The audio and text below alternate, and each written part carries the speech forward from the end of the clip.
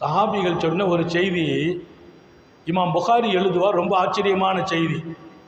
நபி பெருமானாரின் தோழர்களில் உயர்ந்த மனிதர்கள், நடுத்தட்டில் இருப்பவர்கள்,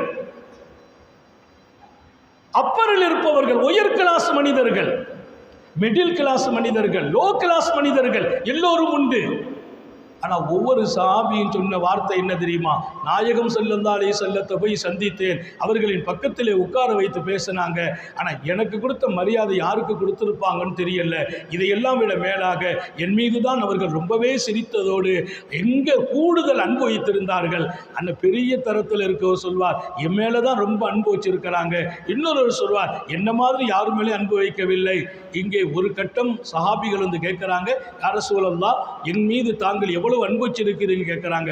என்ன காரணம்? அவங்க எல்லாரும் சொன்ன வார்த்தை, ஒவ்வொருவர்களும் எங்கள் மீது தான் அதிகம் அன்பு காட்டுகிறார்கள், அதிகம் மகிழ்கிறார்கள், எங்களைத்தான் கூடுதல் உயர்வான இடத்தில் வைக்கிறார்கள் என்று என்னும் அளவிற்கு லோ கிளாஸில் உள்ளவர்களையும் மிடில் கிளாஸில் உள்ளவர்களையும் இன்னொரு பக்கம் மேலே இருப்பவர்களையும் சமமாக பார்க்கிற பார்வை வைத்து எல்லோரும் தங்களுக்கு நபி அவர்கள் பெருமானார் ஸல்லல்லாஹு அலைஹி வஸல்லம் அன்புடையவர்கள் என்று விளங்கச் செய்தார்கள் ஸல்லல்லாஹு அலைஹி வஸல்லம்.